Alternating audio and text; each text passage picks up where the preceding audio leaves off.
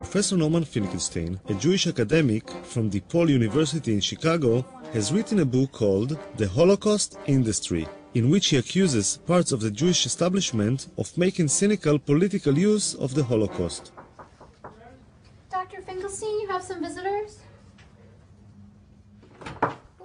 Whenever Israel faces a public relations debacle or comes under pressure to resolve the Israel-Palestine conflict, they start up this extravaganza called the new anti-Semitism. As it's usually understood, anti-Semitism means an irrational hatred of Jews, born simply of the fact that they are Jewish.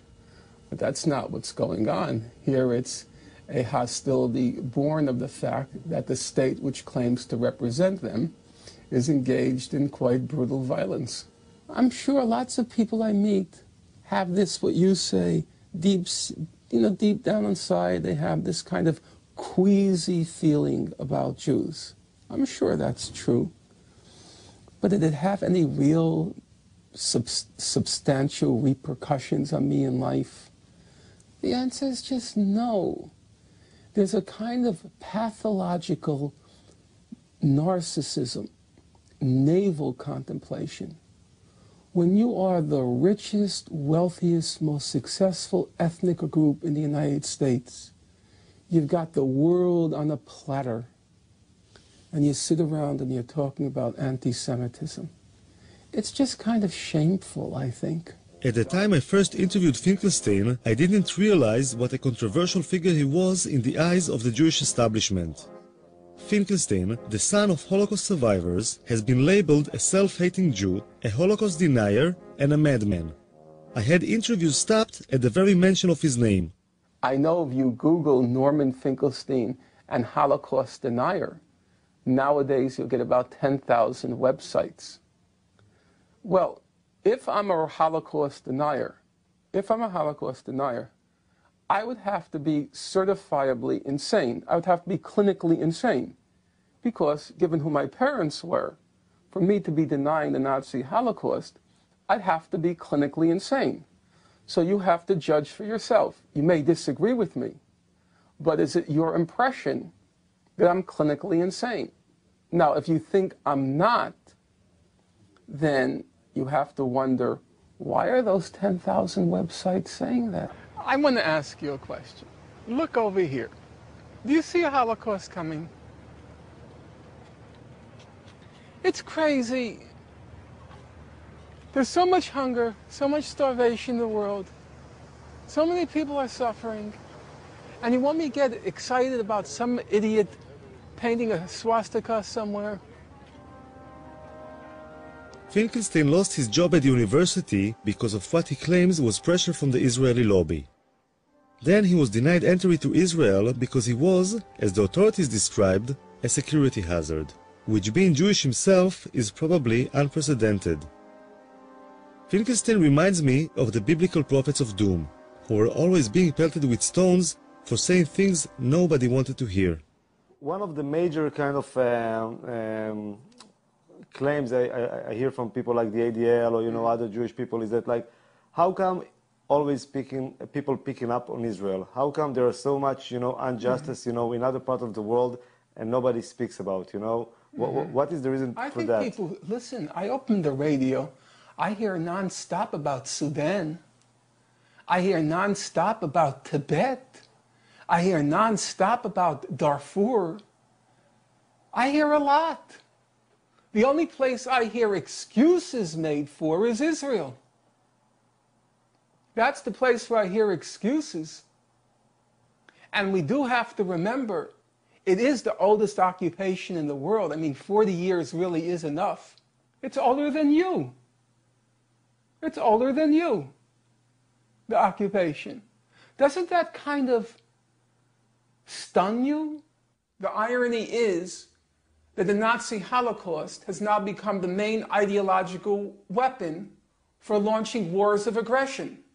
Every time you want to launch a war of aggression, drag in the Nazi Holocaust. It's the suffering then used as another pretext or excuse to humiliate, degrade, and torture the Palestinians. That's the problem. The suffering comes as a package.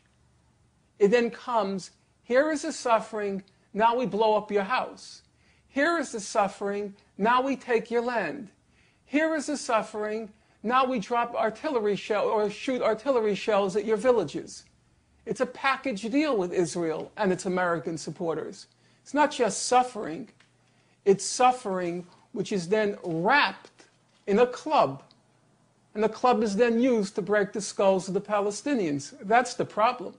It's not being used to educate people.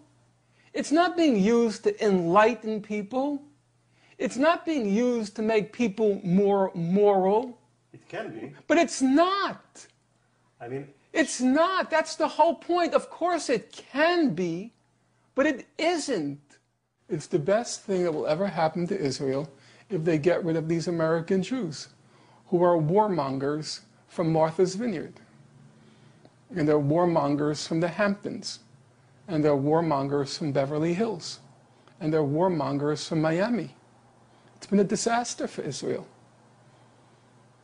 You know, it's the best thing if they can ever get rid of this American Jewry. It's a curse. For Finkelstein, Foxman is the main enemy. you see, that's why you're not going to get like people's attention, you know, for things like that. Some people laugh. You comparing Foxman to Hitler, that's kind of... It's an insult to Hitler.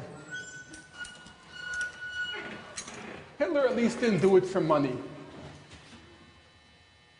Finkelstein took his own trauma as the son of Holocaust survivors to the opposite extreme. When I asked him if he had any sympathy for the Israeli victims as well as for the Palestinians, he compared Israeli casualties to the German casualties in World War II. You know, you're funny. I have to tell you, you're funny. Why You come from a society in which everyone calls everyone a Nazi, right? They called Rabin a Nazi, Ben-Gurion called Jabotinsky a Nazi, Jabotinsky called Ben-Gurion a Nazi, Begin called Ben-Gurion a Nazi. They all said, each of them said, one is worse than Hitler. That's the whole language of your society. It's also the language I grew up with. You know, everything in my house, the food worse than Auschwitz, the clothes worse than that's the house you grow up in. And all of a sudden, you get so pious when they go like that. Your whole society is like that. Why was Rabin? You don't remember when they made Rabin with the SS before he was shot? And then you all of a sudden get so pious. I just think about like how people... Because of what? Because of Abe Foxman? We have to be pious with Abe Foxman? A hoodlum and a thug?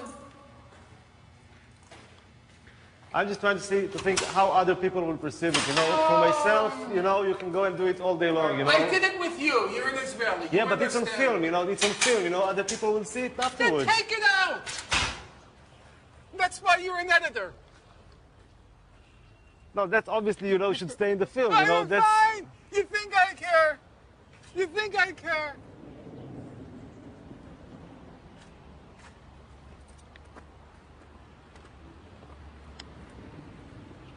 So you like the neighborhood? Very much. Look at the breeze.